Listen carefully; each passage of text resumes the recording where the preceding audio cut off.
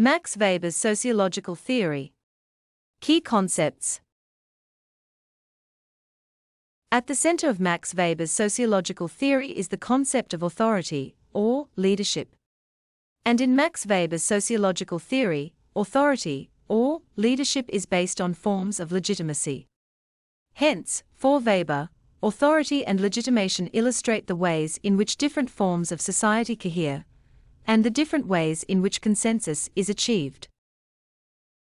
There are three types of authority according to Weber, namely, charismatic, traditional, rational, legal. Charismatic authority is an individualistic type of authority, which is based on the rule of some great figure or personality, such as a prophet, warrior, or political demagogue. For Weber, charisma relies on the acceptance of the extraordinary and exceptional power of the leader. And according to Weber, legitimacy of the charismatic leader is based on the trust of the followers, or the faith of the believers. Traditional authority is also based on the role of a dominant personality, such as a monarch, or patriarch. However, traditional authority differs from charismatic authority in that the position of this kind of authority is dependent on established order. Thus, traditional authority is legitimated by an established tradition, and that consensus is based on what has always been, that is, the everyday routine as a norm of conduct. Rational legal authority is a type of authority which is based on rules, not rulers, and obedience is not owed to a specific person, but to the order. Here, authority is established through general rules, regulations, and procedures. According to Weber, consensus here has rational grounds, and legitimacy is based on the general belief in the formal correctness of such rules, and those who enact them are considered legitimate authority. It is important to note that for Weber, legal rationality is absolutely necessary in modern societies, as modern societies are becoming more and more complex. In fact, Weber describes the movement of modern society as movement toward rationalization, and, thus, bureaucracy becomes the main force within legal rational society. Legal rationality is also accompanied by the growth of industrialization, the development of the nation-state, and the modernization of society. In addition to the three types of authority just mentioned, let me briefly explain other key concepts of Weber's sociological theory, namely, authority as domination, the problem of bureaucracy, and Weber's solution, rationalization, modernity, and capitalism, and the Protestant ethic, and rationalization and disenchantment of the world. On authority as domination. It is important to note that Weber views authority as domination. In fact, as Weber says, domination is a legitimate authority. Thus, Weber defines domination as the exercise of authority. And so, as Weber further says, all domination involves administration, and every administration is domination.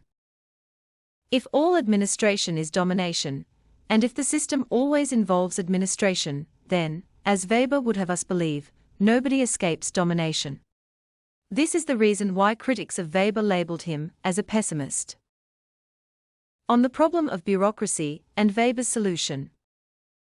According to Weber, the trouble with legal rational societies with highly centralized bureaucracy is that it had neither the institutions nor the level of consciousness capable of providing political leadership and direction.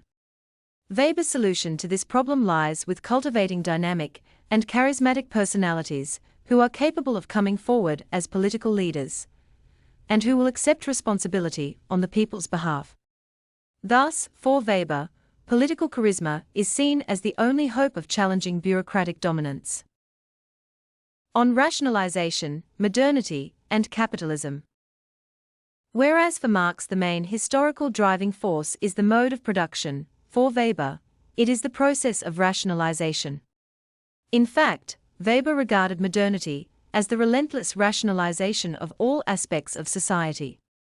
This rationalization, Weber argues, results in the spread of instrumental reason, or means-end calculation, which becomes the dominant ethos in modern societies, and eventually dominates the spheres of government, markets, education, law, political parties, trade unions, and property.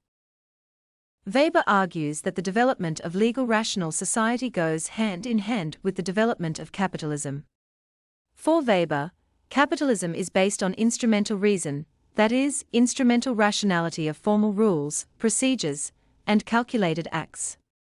In other words, capitalism is based on means-end rationality. Now, according to Weber, modern capitalist societies require a certain type of personality best suited to purposive rational action, or means-end rationality.